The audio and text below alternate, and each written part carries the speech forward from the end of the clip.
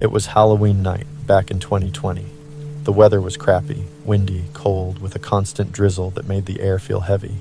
Most people had stayed inside that night, and as it got later, the streets emptied. By the time all the trick-or-treaters had gone home, it was just me and my wife left. We decided to go for a walk, like we usually did, to clear our heads before bed. We took our normal route, a quiet path that winds through the neighborhood. There were no cars, no kids, just the sound of our feet on the wet pavement. About halfway through the walk, I noticed a guy walking towards us. Not that weird. We pass people all the time. But as we got closer, something felt off. He wasn't giving us any space.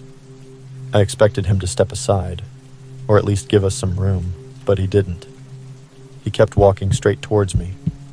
I had to swerve at the last second to avoid a shoulder bump. He didn't even acknowledge us, just brushed by like we weren't there. I glanced at my wife, who was gripping my arm a little tighter than usual. We kept walking, trying to shake it off. Weird people are everywhere, right? But when I looked back, I saw him standing there staring at us. His face was shadowed under a hood, but I could feel his eyes on us. And then he started walking in our direction. I stopped, turned around fully, and asked if I could help him with something. He didn't stop. He just muttered under his breath, "I'll kill you both right now." My heart jumped. For a second, I thought maybe I'd misheard. But then he said it again, louder. "I'll kill you both right now." I froze. My wife was tugging on my arm, whispering to just keep walking, to ignore him. But I couldn't.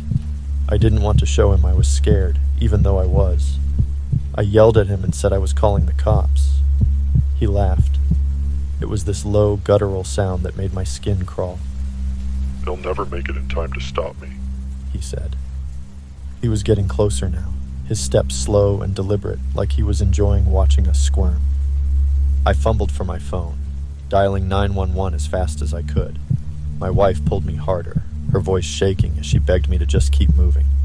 The operator answered, and I quickly explained that some guy was following us, threatening us. They said officers were on the way, but I could hear the doubt in their voice.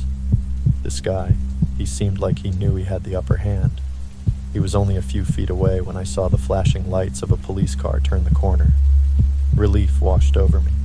The guy, though, didn't run. Instead, he smiled, a sick, twisted smile, and bolted towards the fence that lined the street.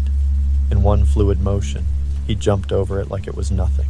The cops pulled up and I ran over to them, explaining what had happened. They searched the area, but there was no sign of him. He had vanished, like a ghost. The police told us they'd patrol the neighborhood, but I could tell by their faces they didn't expect to find him. That night, I couldn't sleep. Every little noise outside made my heart race. Even now, years later, I can't forget his voice, that laugh, the way he looked at us like we were nothing. We never walked that path again after dark.